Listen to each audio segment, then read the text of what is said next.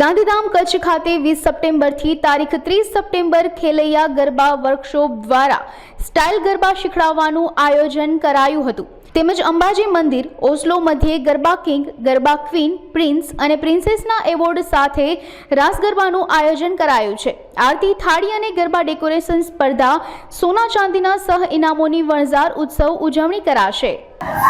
जी जय माता जी, मुझे पृथ्वी सोनी खेलैया गरबा वर्कशॉप में इंस्ट्रक्टर અને અમારી આ સીઝન 5 ચાલુ છે અત્યારે અને અમારા સપોર્ટમાં જેવીસી ટ્રસ્ટ અને ગોપિકા એરોબિક્સ છે।